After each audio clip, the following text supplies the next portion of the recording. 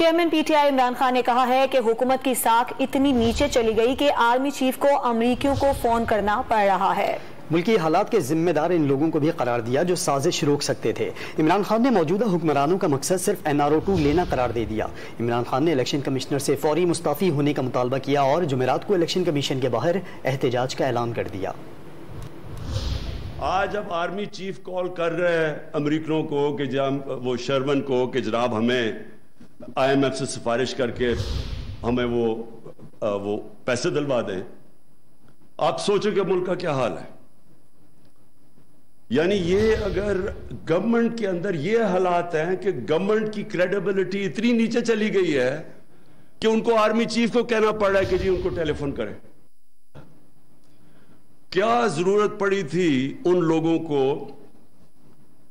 جو دیکھ رہے تھے یہ سازش ہو رہی ہے اور انہوں نے فیصلہ کیا کہ جی ہم کچھ نہیں کریں گے۔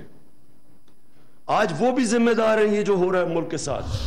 یہ امیجن کریں کہ قوم ان 3.5 مہینے میں مہنگائی میں ڈوب گئی ہے، اکانومی بالکل ڈیفالٹ کی طرف جا رہی ہے۔ یہ جو 4 مہینے میں 3.5 مہینے میں انہوں نے کیا ہے، یہ اب واضح ہے کہ نہ ان کا انٹرسٹ تھا اکانومی، نہ ان کا انٹرسٹ تھا مہنگائی، صرف ایک انٹرسٹ تھا NRO لینا۔ یہی دو پارٹیز کب سے 88 سے ایک دوسرے کو برا بھلا کہہ رہی ہیں، اور برا بھلا یہ نہیں کہہ رہی کہ نظریاتی ان کے کوئی اختلافات ہیں۔ ان کا صرف ایک ہی ہے کہ وہ ایک کہتی تھی وہ چور ہے، دوسرا کہتا تھا دوسرا چور ہے۔ یہ بڑے سیریس ایلیگیشنز ہیں، کرپشن کے کیسز انہوں نے ایک دوسرے کے اوپر بنائے تھے۔ Chairman P T I Imran Khan نے کہا ہے کہ حکومت کی ساکھ اتنی نیچے چلی گئی کہ آرمی چیف کو امریکیوں کو فون کرنا پڑ رہا ہے۔ ملکی حالات کے ذمہ دار ان لوگوں کو بھی قرار دیا جو سازش روک سکتے تھے۔ عمران خان نے موجودہ حکمرانوں کا مقصد صرف NRO2 لینا قرار دے دیا۔ عمران خان نے الیکشن کمشنر سے فوری مستعفی ہونے کا مطالبہ کیا اور جمعرات کو الیکشن کمیشن کے باہر احتجاج کا اعلان کر دیا۔ آج اب آرمی چیف کال کر رہے ہیں امریکنوں کو کہ وہ شرون کو کہ جناب ہمیں IMF سے سفارش کر کے ہمیں وہ پیسے دلوا دیں۔ آپ سوچیں کہ ملک کا کیا حال ہے۔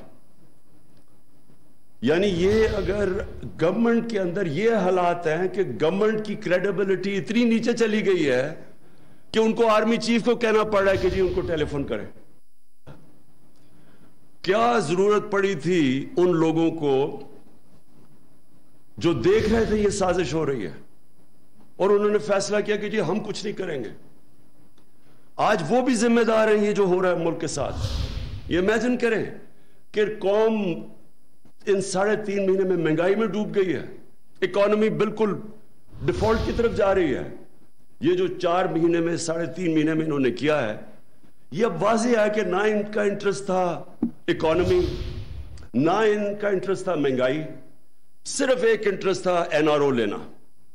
یہی دو پارٹیز کب سے 88 سے ایک دوسرے کو برا بھلا کہہ رہی ہیں، اور برا بھلا یہ نہیں کہہ رہی کہ نظریاتی ان کے کوئی اختلافات ہیں۔